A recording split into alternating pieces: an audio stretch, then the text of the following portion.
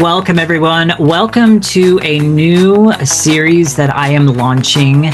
And this series is a very special series called Expert Interviews with Ken.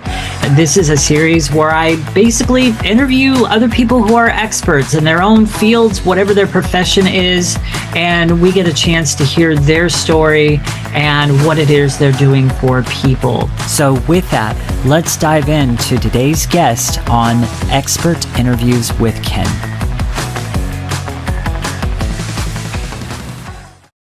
Welcome, everyone. Welcome to another episode of Expert Interviews with Ken. And today I have special guest Kirsten Samuel.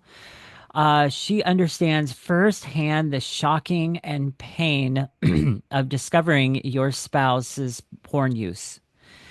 As a coach, she has empowered hundreds of women to rediscover peace in the mess, heal their broken hearts, regain their confidence, and create a healthy path forward.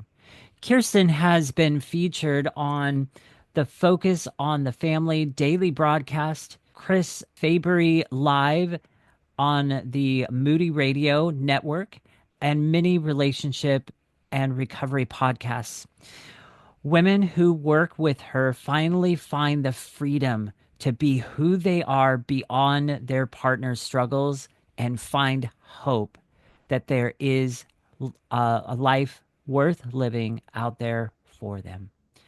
And so with that, Kirsten, I want you to unpack the entire story on how you got to this place and how you launched your business and what you help people with, all the things. Unpack it all. I'm turning it over to you, my friend.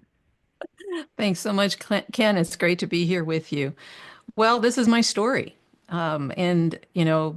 We hear this a lot, that a lot of times the thing that's your deepest pain, the deepest struggle is what becomes your story. And I know that's your story as well.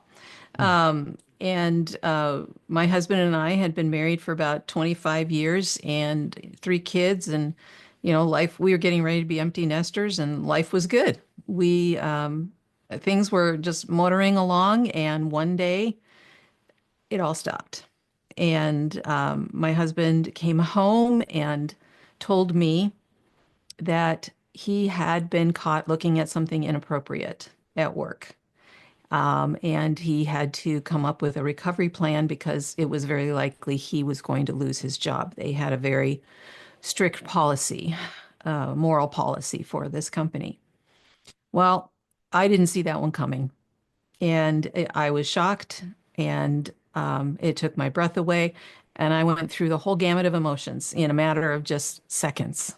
And I honestly, ended on rage. I landed there, disbelief and rage. And I didn't know what to do. He didn't know what to do, but we had to present some sort of a recovery plan the next morning, or he was going to be escorted out. And that would be the end. I mean, that would be the end of his job.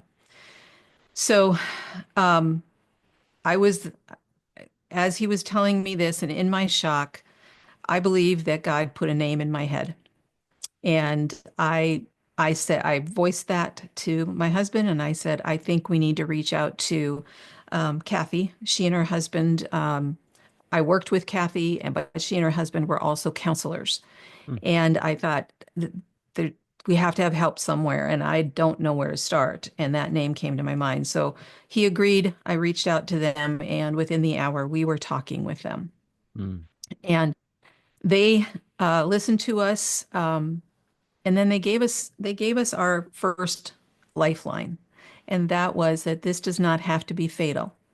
However, you have to change. Things have to change. You can't keep doing what you're doing. But it was the lifeline of this does not have to be fatal. And so then the next morning, my husband met with a friend of ours that we had known for many, many years. And over breakfast, he laid out on a napkin a recovery plan that he thought my husband's employer would accept. Part of that was to pull together what was called a restoration team, and it would be a group of coaches, people that would come around the person who was struggling with whatever the issue was. And in our case, it was betrayal related to pornography. And and they would walk a path, a recovery path with them. Also, after meeting with Kathy and her husband, they had said, you've got to get some counseling. We've got to get to the bottom of this. What's going on? You probably need marriage counseling. Now, you got to understand, to everybody looking at us, we looked like we had a great marriage. And we would have told you we had a great marriage because we Mm. did. It, at least on the surface. So he took it in that day, and just to condense a very long, long story, he took that in and they accepted it, adding just a few things about they wanted to have with the counseling, and then also some accountability, that different reports that they wanted to see that he had to agree to, that would come from the counselor, giving results. They had to be, we went through a battery of psychological tests he did. And then when we did the marriage counseling, I went through them as well. He agreed that they agreed to this restoration team concept, but they were supposed to give monthly reports back to his employer as far as how were we doing? Were we making progress? What kinds of things were going on? And so that's what started this journey. Fast forward, about in 2015, I again felt a nudge from God saying, it's time to tell your story. And I just was like, no, no. I mean, the people who need to know, no, it's not, I know. And then I heard, no, it's time to tell your story. And I thought, okay, well, I've been journaling about it. It's all written in my journals. The kids can read it if they want to read it. They know the story. We've told them, blah, blah, blah. I'm good. And it was Not so no, much. you know, not so much. It's time to tell your story. And I realized then I just had this prompting that I literally was supposed to write a story about what happened. And so I was working with a business coach at the time, and he had thrown a challenge out to everybody when we were all together at a conference. And what is a big goal for you? Something you've never considered doing. Well, I knew the answer to that immediately because I'd been being told for about 6 months at this point that it's time to write your story. Mm. And so when he came up and asked me about it, I told him what it was, and my husband was also there. And so he said, well, let's talk with your husband. And with his help, I wrote the book Choosing a Way Out, which is our story. It's available in any bookstore. You can get it. If they don't have it, they can order it because it's available in worldwide distribution. But it is a story of what happened and how we worked through it. So for the next 18 months, I cried myself through writing a story. But in that process of writing the story, I healed even more. I was able to work through the next layer of healing in all of these wounds in my life. And so was my husband, because the story is written from both of our perspectives. He tells part of his story, I tell part of my story. So when we launched the book in 2017, the day that I was going to submit it to the publisher, to the final draft that I had signed off on, and they were going to get it into print, I couldn't do it. And I called my husband and I said, I can't do this, because I realized that once I gave the go ahead for them to put it into publication, I couldn't take it back. I couldn't take this story was now going to be out there for everyone. And I was still reputation managing. I didn't want everybody to know the mess that I was. I didn't want everybody to know the mess that was our marriage. I was stuck in the mess, and I was still dealing with some embarrassment, some even shame, some like, what are people going to think of me? Mm. All of those things. And I called my husband and he prayed. We prayed about it, and he said, it's time. We know that it's time to tell the story. And this is not who we are now. This was Mm. what happened. Mm. And we're not those same people. So if you haven't guessed by now, the end of the story is I'm on my second marriage to the same guy, even though he's very different from the guy that I first married. So, um, and so am I. Thankfully, Hey, he's not that's a married to the happy same mess. ending. I love that. Yeah.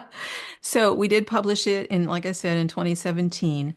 And my thought was if even one person reads it and it brings them hope and encouragement that they can get through this mess and get to the other side without their life imploding, then it will all have been worth it. But in God's plan, it's done more than that.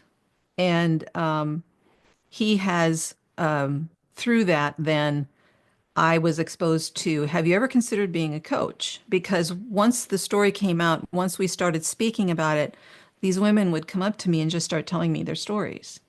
Mm. And I was talking with them and I was listening to them going, "Oh wow." And so I was able to share just from my experience ways that they could take another step toward healing. Where could they get help? How could they get help? And then the question started being, well, could I talk with you? And I was like, sure, I can do that. So I was coaching, but I didn't know that's what I was doing.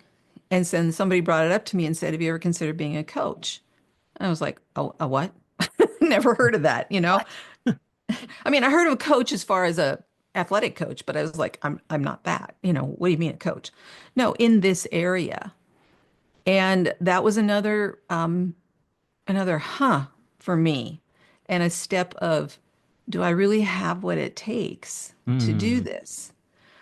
And a lot of fear, a lot of imposter syndrome going on, a Hmm. lot of who's going to talk to me. And yet, I could look back and see these women who had, reached out because they'd heard me share just a part of my story.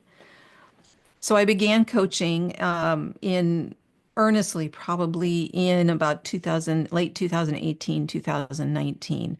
And I've since gone on and gotten, worked, getting certification and continuing training with the International Christian Coaching Institute and many other places where I'm continuing to learn how to be a better coach and what does it mean to be a really good coach. And I love to tell women that this is not fatal, doesn't have to be, and it describes who you were, but it does not define who you are Mm. because it's your past. It's part of your story. But in that process, I have grown so much, and it's just a privilege to walk with women and see them overcome and see them find their joy again and figure out that okay, life is not doesn't have to be this way for the rest of my life. I'm not stuck here. There's another way. That is amazing. It's amazing to see the journey that God's brought you to and the steps that He has brought you through. It's like step one, you're sharing your story to the world. And Yeah. it sounds like there was definitely a big transition period with that step.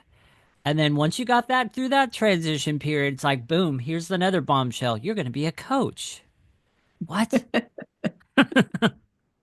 What's that? Well, I I mean, mean, it's not even really what's that? It's like, me? What? No. yeah, Yeah. yeah. Yeah, like I said, I had a lot of imposter syndrome. I had a lot of personal beliefs I had to overcome as far as what my qualifications were to be a coach. And I went back and forth. Do I go back and do I go get a counseling degree? Mm. Do I pursue things in a counseling manner? What does this mean? And I spent probably a good couple of years really investigating which way do I want to go. Well, I was talking with women who were coming to me and Mhm. asking these questions, and I kept thinking, I can't, you know, why would they come to me? I don't have any letters after my name. That was my that was my thinking. And it was just like, no, it's you have walked the road. and you are still walking the road. And that's, that's why when I speak, I love having my husband in the room, even if I'm speaking to just a group of women, Mhm. because I can point him out and say, we're still married. We have come through this where most women, one of the lies that they hear is, well, that's it. Your marriage is over. You got to leave this scumbag and walk away. He's never going to recover. He can't recover. This is just the way he is, blah, blah, blah. And I'm like, no, you see the guy back there? That's my husband. And yeah, he's the same guy. And we're still married, and this is not part of our story any longer. It's part of our story in the past, but it is not a part of our reality today. And we have done so many things to get to that point. So it is possible. Yeah. And I want them to know it is possible. You offer hope, and hope in a situation that, when is discovered at first, throws the woman into a stage of insecurity, a stage of wanting to beat themselves up because they're not good enough. I mean, I can hear the thoughts going on. Hmm. And Oh, yeah. it's kind of curious. Now, this question is a little deep, and it's a little personal as well. And Okay. so, I just want to be careful to, if you're uncomfortable with this question, let me know, and we'll move on. It's not a problem. I can edit it out. Um, what are some of the first thoughts you had, like specifically? Like, what are some of the first immediate thoughts you had when you first heard him tell you what was going on? What are the actual thoughts that were going through your head? So, not the emotions, the thoughts. I have failed once again. Wow. I'm not good enough for him. I can't, um, I'm not lovable. I'm ugly. He wouldn't be looking at porn if he found me sexually satisfying. What's wrong with me? Mm, That was a big one. Once again, there's something wrong with me. There's something wrong with me. And another one was, how could he do this? that's a big one. How could he throw me away? And then again, when I said that, then it was, well, because I don't have any value. And I hear that over and over and over again with every woman I talk to. It's very rare that some version of that doesn't come flying through. Oh yeah. I can imagine. Like, I can just hear those thoughts. And you pretty much shared like everything I was suspecting, because I know when that situation happens, yes, the woman literally just feels completely and utterly devalued. Yes.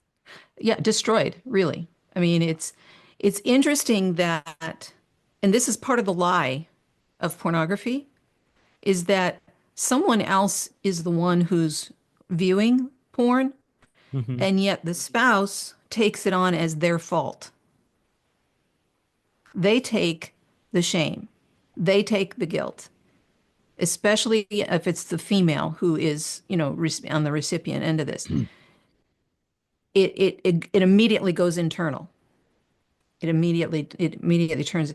And the more that I have learned about betrayal trauma, which is pornography use comes in there, falls under that. I mean, there's infidelity, there's other, betrayal trauma is a broad category, but the more I've learned about that and studied people who are way more intelligent than I am in this Hmm. area, I learned that that is a very common response of women, that we in our nature, we just take it in and it becomes ours. And in fact, Dr. Dan Allender and some others will tell you that many women, and there's a lot of studies that have now been done that are now backing this up, many women who discover their husband is looking at porn suffer from PTSD. They Hmm. actually start to have post-traumatic stress, symptoms. So it's just interesting that that's how we take that information in. It becomes I'm the failure. I failed. Not he made a choice to devalue our relationship, but I failed. We internalized that. Yeah. Yeah. Um, another deeper question is I'm curious. So because I know for a fact that he fell into that struggle not because he didn't love you. I know that really at the core had nothing to do with it. So what again, like if this one's too to the core and too personal, let me know. But what did end up being the core issue in his heart?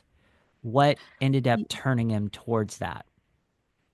He was exposed at the age of 5 to pornography, Mm, um, and it got a hold of him. But what it became was his medication of choice for when he felt like he had no value. interesting. So the thing that came out in the battery of tests was that he had virtually no self-esteem. He had no he did not believe that he had anything of value to bring to the world. And so when something would happen that would poke at that deep wound in him, that deep fear, then he would turn to pornography because he'd get the dopamine hit. He'd get the high. But then when it was done, he would feel worse. Hmm. And so he calls it the cycle of shame. And and he would be like, this is not good. I'm no, this is not what I'm supposed to be doing. This is not what a man of integrity does. And yet he that wound in him, that lie that he was believing about himself, that he had no value and he had no self-esteem, would get poked by something Hmm. because everything gets poked at different times, and it would trigger that. It would trigger, well, he could go get the dopamine high here. Yeah, that dopamine high, yeah, screws us up every single time. Oh my goodness. The other thing that I wrote down as you were talking, and I just kind of wanted to speak into Kirsten, and I'm sure you know this now, but I just want to speak this out. The experience you have, the professionalism you have, is of more value with your personal experience than having letters after your name. Mhm.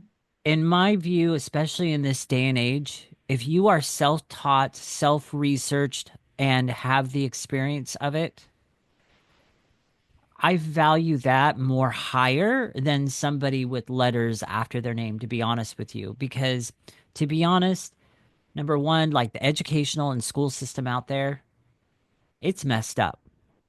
It's messed up, like in all kinds of different shapes, forms, and sizes. Um, School literally teaches you to sit down, shut up, and obey. And, then they just program you with what they want you to learn. And Mhm. most of that education system is not empowering people to really think for themselves. So that's kind Mhm. of the preface on why I say that. People like you that are self taught, self researched, and have that experience are of way more value. Oh, thank you. That's very kind. You're And I had to, welcome. like I said, I had to learn the value of experience.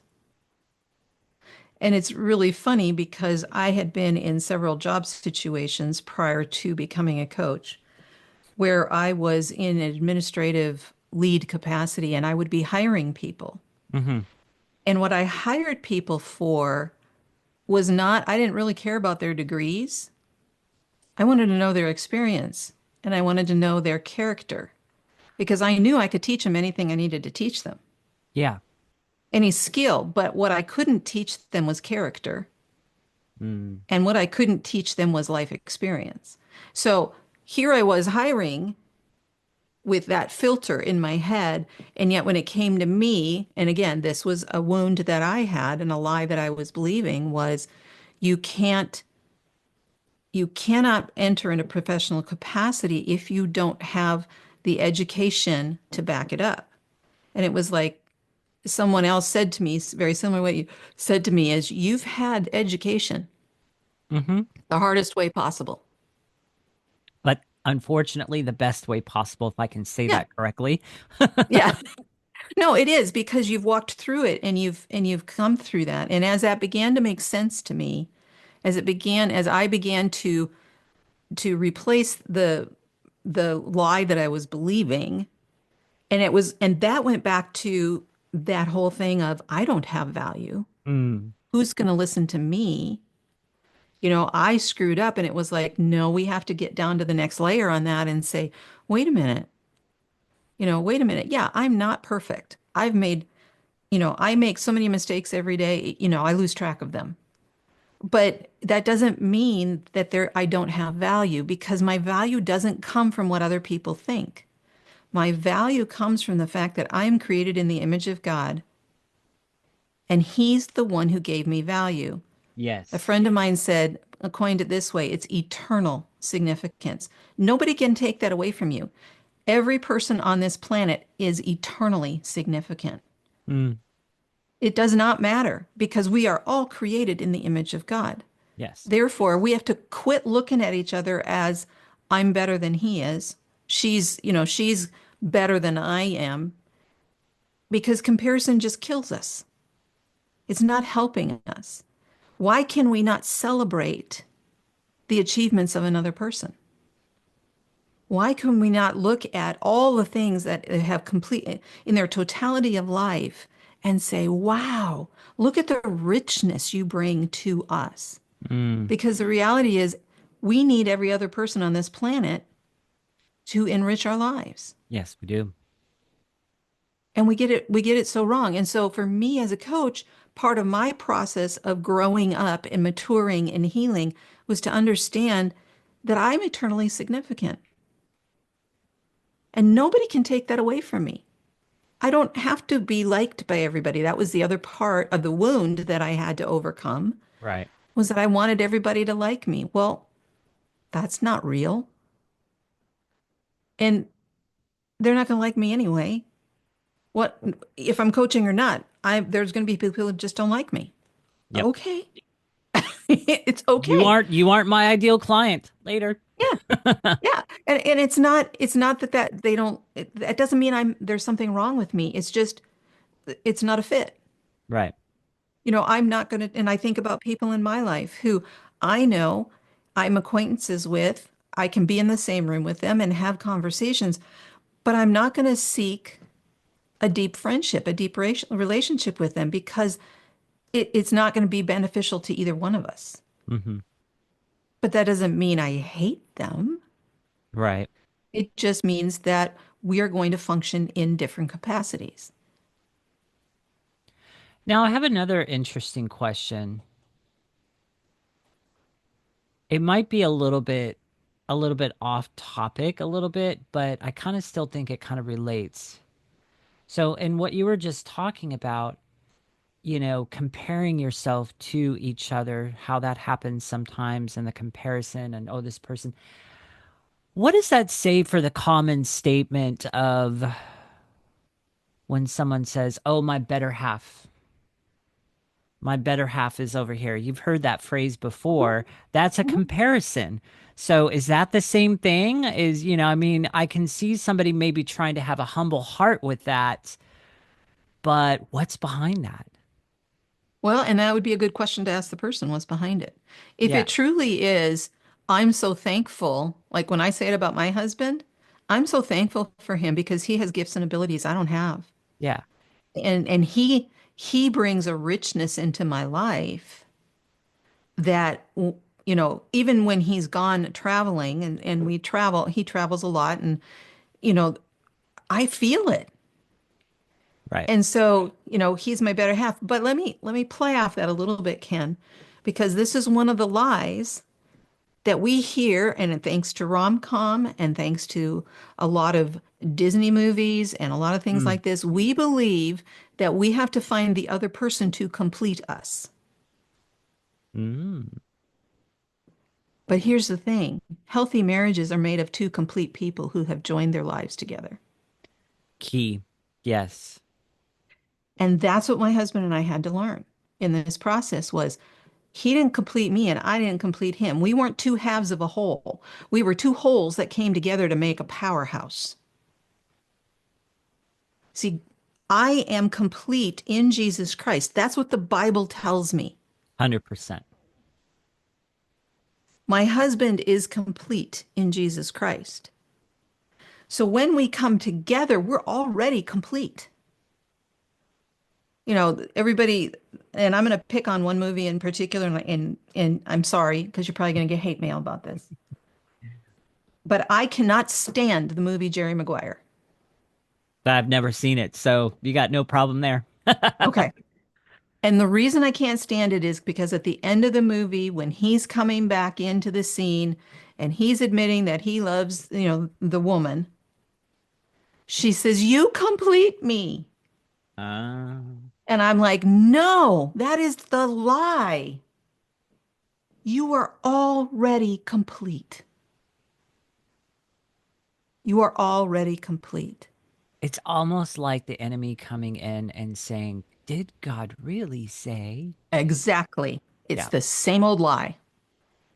It just has a different spin. It does. It does. And there's plenty of those spins out there. My gosh, that was a really good example. I'm glad you gave that. Really, really good example. Because like I said, that just points out how crafty and sneaky the enemy can be and how Yep. he can just so easily twist things. Yeah. Um, Now I have another question, kind of about more on the lines of the core issue. How exactly did you get to the core issue? How did that process happen of getting to the core issue? How was that found out? That was found out during counseling. Um, like I said, we went through a battery of personality tests, mainly because we were working with a sexual addiction therapist, so someone who specializes in it. And that's one of the things I always stress to anyone who comes to me. If you're going to get counseling, you need to see a sexual addiction, someone who specializes in that, because not everybody does. And there's a uniqueness here that we have to deal with. So he did a battery of tests, and the results that came back gave him, it was very obvious on this for my husband. Now, I haven't told you what my results were.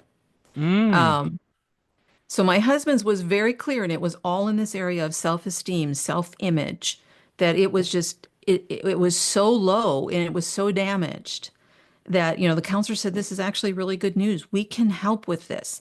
This is helping you understand and undo some things from the past that have given you this concept of who you are. Now, my husband is an extremely talented, gifted audio engineer. He is a unique combination of an engineer and a creative. And normally those are two mutually exclusive things. But he is very musical, but he's also got this incredible ear for mixing live audio. mm, And I tell him all the time, he has completely spoiled me because I can walk into, different venues and I'm like, what are they doing? Because he's hearing things that other people don't hear. And I've had other engineers who are professionals who said to me, he hears things that even I don't hear. There's something he's so gifted in this area. And now he's teaching that to others. And so it's like he just has this incredible gift. So he's a very talented, very, very smart man. And yet he thought he had absolutely no value. So that was something that with counseling they worked on. And then when with our coaching, this was worked on as well. It was in my case, my test results came back that I had suicidal depression, PTSD, and an anxiety disorder. I needed immediate medical intervention because the suicidal depression was so ranking so hot. And they had to get me to calm down, to get that, I was really in a mental health crisis. Because And of that, or was that a core issue that you had been dealing with that you didn't know that you were dealing with? it was a core issue. I had been hiding, I had been hiding an abusive situation in my past, and I had never told anybody about it. And so all of the fears, everything, all of the things that happen to when a woman is abused, there's lies that just cling to her. And because I never voiced it, I never got any help. I didn't know how to process it. I didn't know what to do with it, so I stuffed it. And Mm. then every time something would poke at it that said, see, you're not any, goes back to those lies, I just stuff them again and stuff them again. So I had probably by that point been depressed for well over 20 years, if not longer. And I just kept going. So here was the whole reason that in my mind that we were in counseling and we were in the situation that we were in was because of my husband's using pornography, and it was so and it was not good. It was horrible. But meanwhile, I was the silent one, literally with one foot near death's door because I was not just depressed, I was suicidally depressed. And it was hidden and unknown to you for how many years? At least 20. Wow. And I asked my counselor, I went on and got additional counseling. And of course, our coaches, were made aware of everything that was going on. And they were wonderful working with us because when that happened, here's the grace in that discovery, the walls crumbled on me. And it was like I was fully exposed and I didn't have to hide it any longer. Mm. So while it was grace, it was also terrifying Mm-hmm. because I was exposed and I didn't know what to do with it. And it challenged everything I believed about faith in God. Because I would have told you up to that point, I would have said, well, if you truly believed that in God and that He's sovereign and He cares for you and all of that, that you wouldn't have mental health issues. You wouldn't be depressed. Well, I wasn't just depressed, I was suicidally depressed. PTSD I could understand, Mm-hmm. but I couldn't even understand the anxiety disorder. And here I had all three of them. And there was a chemical component within my body that I had to go on some medication for a while. And I was eventually weaned off. But I know that at any time, if I need to go back on, it's okay for me to do that. And it's not wrong if you can't go off it. I was just able to, as I worked through things, as I became really honest with myself, Mm-hmm. first of all, Yeah. and acknowledged the things that I was hiding and the things that I was believing, like I had no value. Like if anybody really knew the thoughts that were going on in my head, they would turn around and walk away screaming. They wouldn't come anywhere near me. You know, just you start piling on these thoughts, these lies. And when I started to work with a counselor, work with our coaches, and unpack them one by one, I was able to get through the cloud. But I'm very aware of what my warning signs are for depression. Mm-hmm. And I have been back on medication at least twice because I've needed it for various reasons and all of that. So why I thought we were there, God said, well, yeah, we were there because we have to deal with that too, but we have to deal with you. Mm. We have to deal with you. And it was his grace that allowed it to be exposed. You know, I I went into the deepest, most frightening place I've ever been in my life, emotionally and mentally and spiritually, because everything I believed about God got challenged. Mm. Because I was like, you must not be a good God because you let this happen to me. Where were you? I've heard that one before. Hmm. Where were you? I guess I don't matter to you. There's that don't matter, that value piece. Yeah. Because if I mattered, you would have protected me. And so I had to start working through all of these lies, and they all go back to the original lies of Satan. Did God really say? And if God was a good God, he wouldn't withhold anything from you. Those are the two original lies. And every single one of those went right back to it. And I had to get down to a point in my life, Ken, where I said, God asked me a question and I had to deal with it. And that question was, am I who I say I am or not? Mm. And intellectually, I was very quick to answer. And then I stopped and said, wait a minute. So if God is who he says he is, then is there really anything that I can't get through if I'm leaning on him without his help? I mean, if he's helping me, if he is who he says he is there really anything in my life that I cannot get through? Absolutely not. But if that's not true, and this is where the suicidal part came in, Mm. then there's no point in me living. Because without knowing that God was who he says he was, life didn't make sense to me. Wow. And right around, just right around in that same time, I actually had suicidal ideation, and it scared me.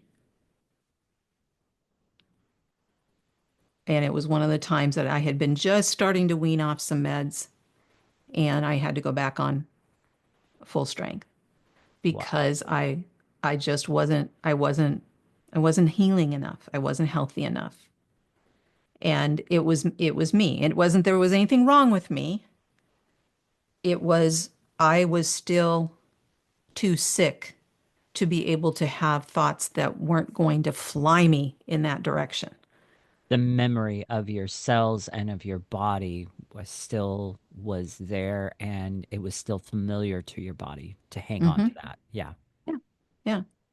So, I don't know if I answered your question or not, but More so. And that and more. Like you went into way more detail than I thought you would on that, and it was great. It's shocking to me that for 20 years you unknowingly hung on to that. mm, yeah. Wow. I realized that I had most likely because like when this happened, we had been married for 25 years when this happened. So all of our children were now young adults. And so I had raised my children as a depressed woman. But here's the other grace, Ken. My kids said they didn't know it. That is definitely God's grace. Wow. It is God's grace. And because I remember, I mean, I prayed for my kids. My mother prayed for my kids. My mother-in-law prayed for, I had family members who were I constantly praying, for our kids because I know me. I don't know it all. I can be kind of dumb in certain situations. And, yes, there's things that I know. And yes, there's things but there's a lot that I don't know. And the older I get, the more I realize what I don't know. And so I prayed that God would fill in the gaps, you know, and help me know what I didn't know and help me see what I didn't see, what I was kind of glossing over. And by his grace, he did all of that with my children.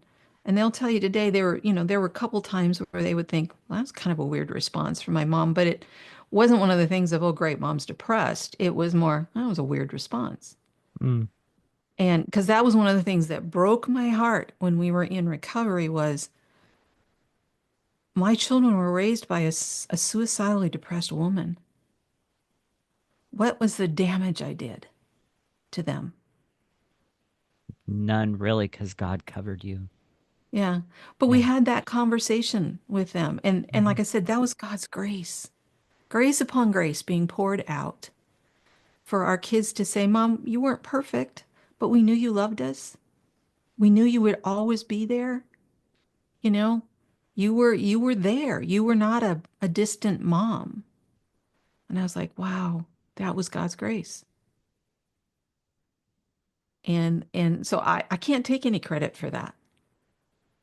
None. Mm. Other than being smart enough to pray. Right, right.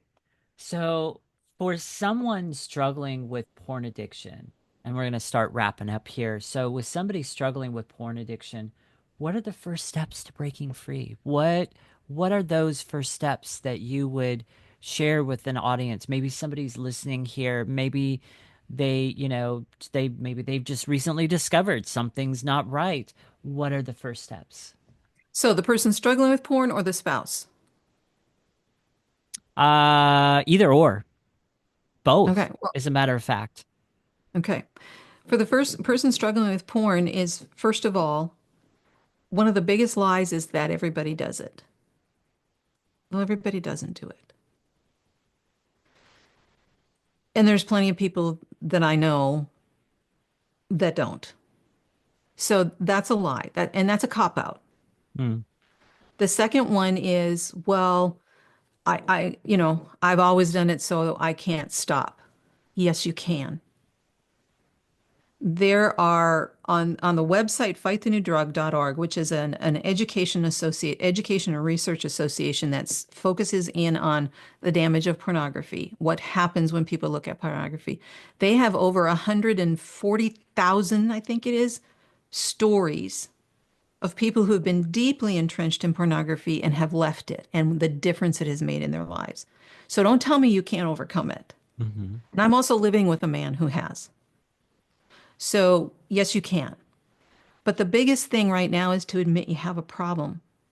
Like any of us who are struggling with anything that's got us deeply in its grip. And I don't care if you want to say it's a bad habit or if you want to say it's an addiction, but it's got you in its grip. You have to admit you can have a problem. That's the very first step. You got to get honest with you and then get help.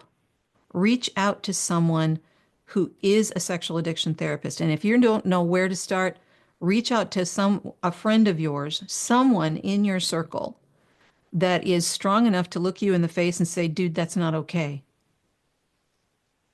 And let me help you get some help.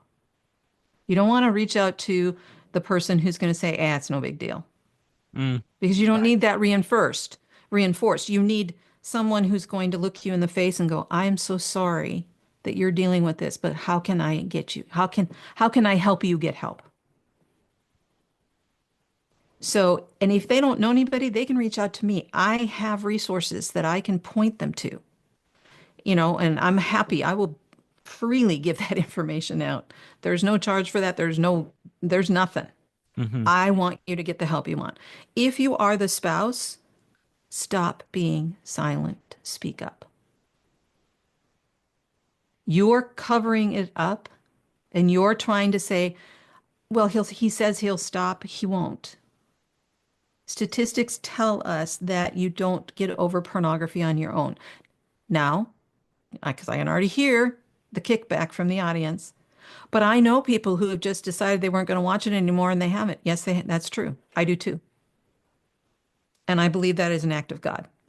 Mm, Because the statistics again, and the people that are way smarter than I am, that I do a lot of study on and their materials, and the more I read in it, and the more I read about what it does to the brain, you need help to overcome. So, first of all, if you're hearing he says he's going to stop and it's okay, it's not okay. Get help.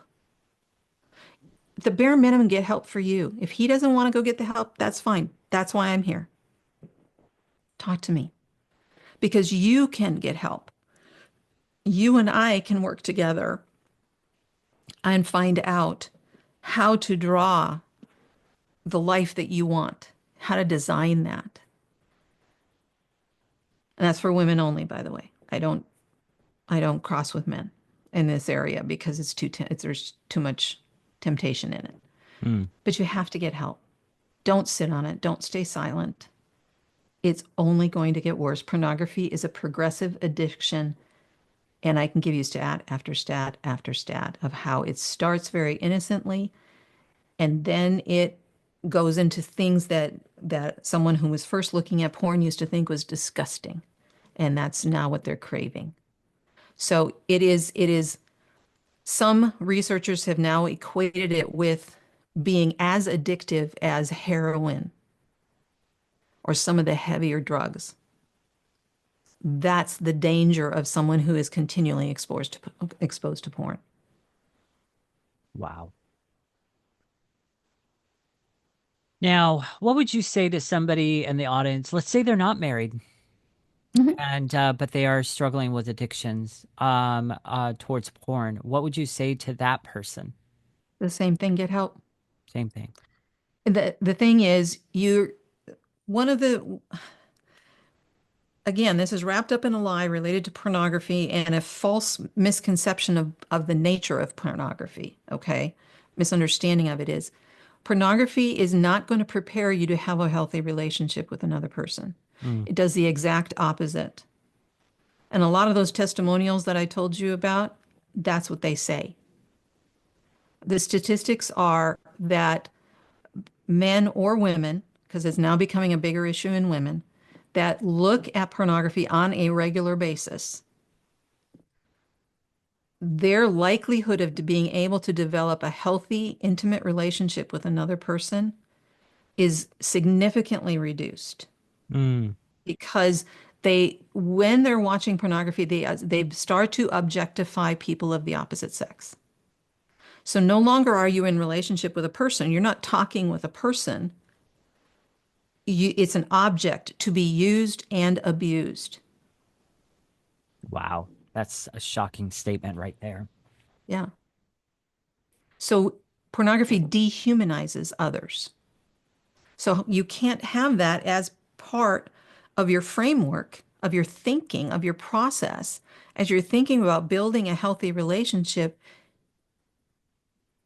it's not going to happen. And so the best thing that you can do for yourself, you're not doing this for anybody else right now. You're doing this for yourself, is to get help so that you can rid your brain. And the good news is our brains are elastic. We know that. People used to Mm. think they weren't. They are.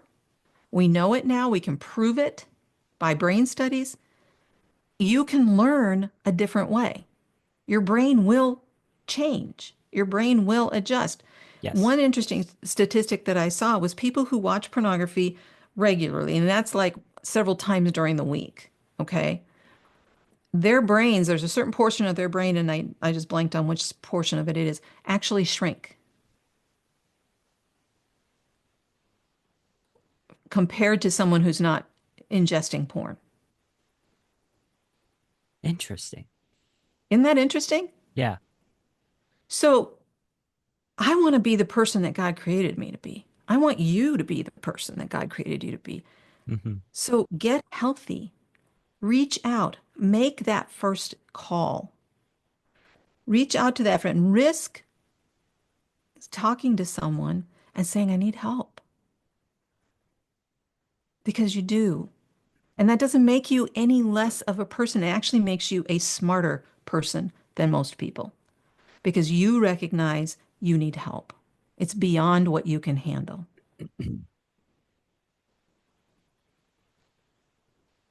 Wow, there's so much that was shared here on today, and I'm not even sure how to wrap up because I just feel like this is just such an intense and deep subject. So I mean, I'm almost like, what? How do I wrap this one up? It's like, wow. The other thing though that I wanted to conclude with here is to remind everybody. that if you are struggling with a core, or if you are struggling with a porn issue, there is a core issue behind that.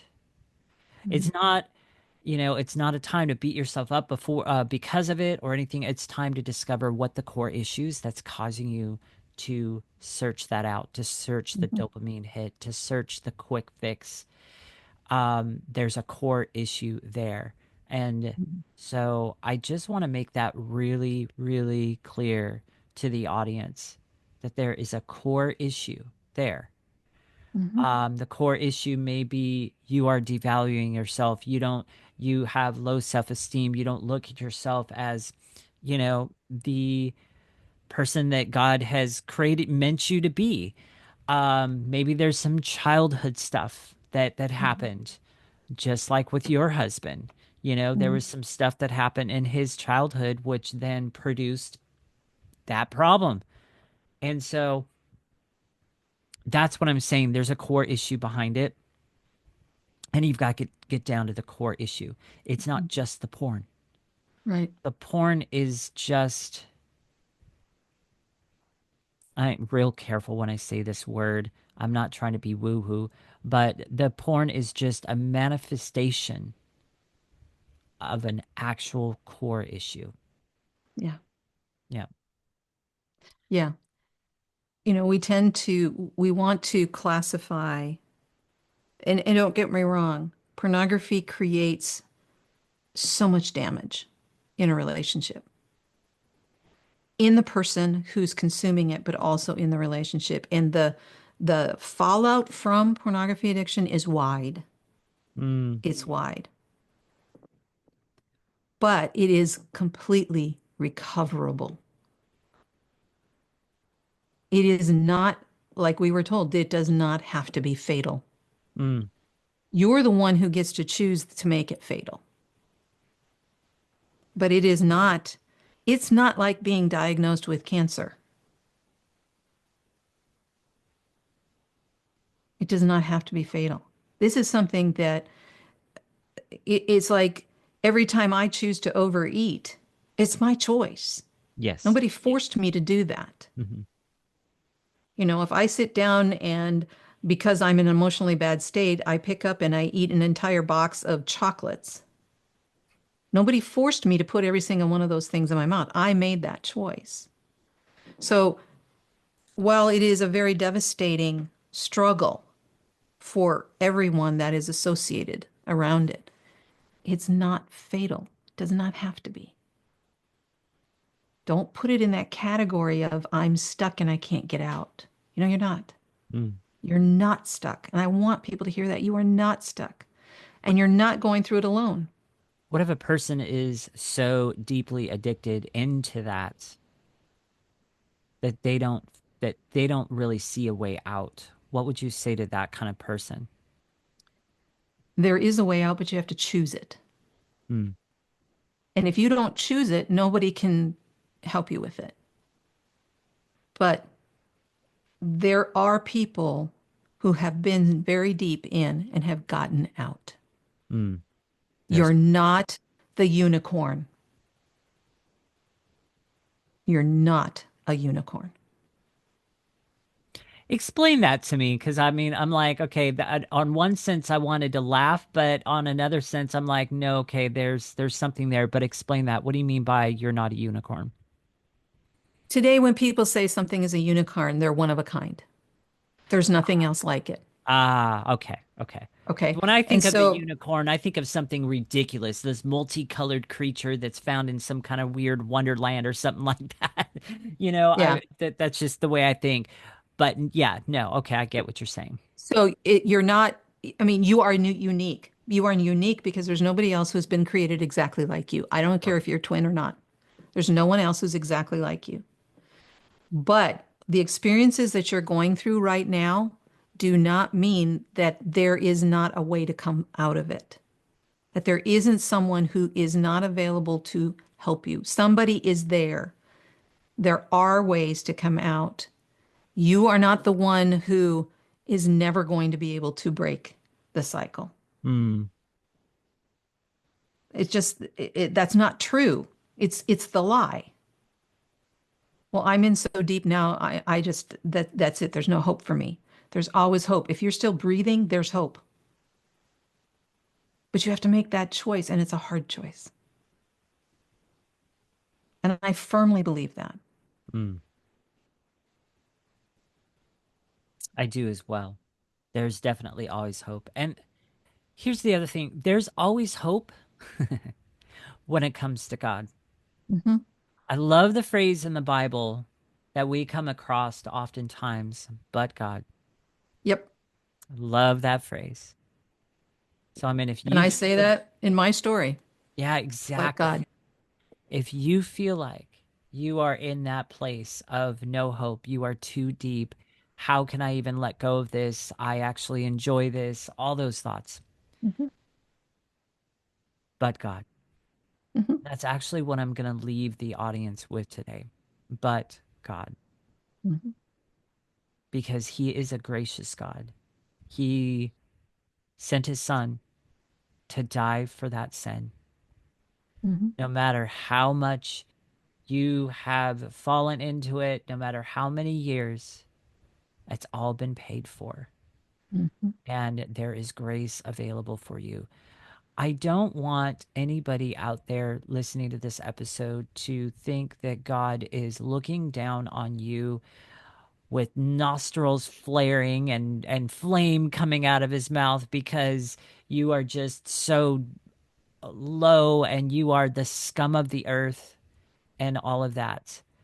No, I don't want you thinking of him that way. Yes, there is the wrath of God. And yes, Hmm. sin is a very serious thing. And that's also why we were given the law. The law was there to show us that we can't do it. We Hmm. can't be, who he, we can't live up to that law. That's the purpose of the law. It wasn't there necessarily as something that we were to work towards and and be the best at. And no, it was there to show us that we don't have the ability.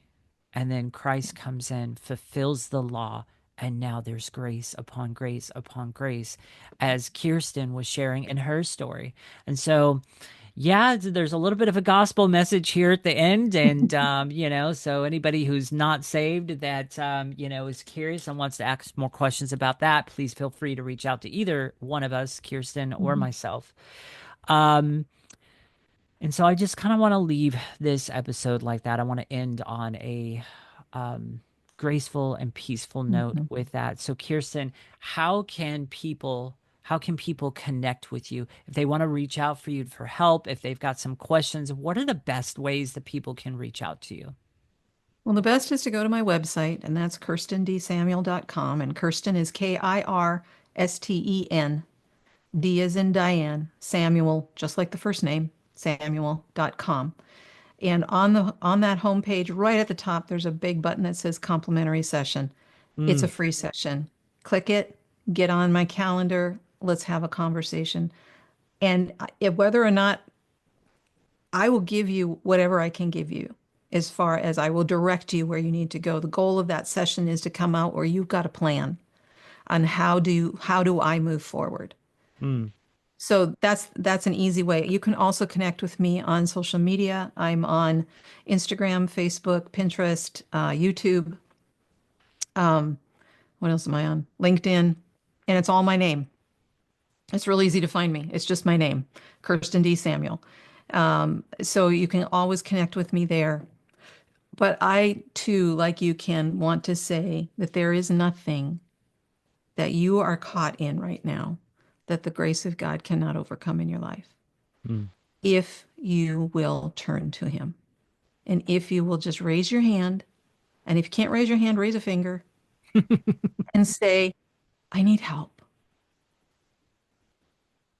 I need help. Because He promises that when we call on Him, He will answer us. Mm, And He will. mm. You are not too far gone. Yeah. And you're not meant to go about it alone. Not No, at all. No. no. Wow. All right, my friends. So, with that, the links to connect with Kirsten are going to be below in the description here below. They're going to be hyperlinked. You'll be able to just click right on it and it's going to take you there. And so that's exactly what I encourage you to do. Connect with Kirsten. She's a powerhouse. She's a thought leader. She's an expert in this area. And as far as I'm concerned, she has more credentials than anybody with letters after her name. So please reach out to her. And so with that, you guys, last announcement, last kind of like thing to wrap up the show here tonight. If you don't know me, maybe this is your first time as seeing me or watching an episode that has me in it. And so my name is Ken Kleinberg. I'm a weight loss coach. I've lost 62 and a half pounds. I've kept it off for 7+ years now. All that being without a diet, having that be sustainable. And right now, I'm literally giving away my 3 secrets to help you break free from sugar addiction, snacking issues, hunger issues, emotional eating, all of that in just 3 phases with me. You will be equipped with an empowered mindset shift. Number one. Number two, you are going to be equipped to see past the industry lies and avoid the common pitfalls. Number three, you will be equipped to see past the marketing deceptions of this industry. They put it all over the package. People are buying things that are touting themselves to be healthy. It's there, only 140 calories. It has high fiber. It's got this, it's got that. People are buying into it, hook, line, and sinker.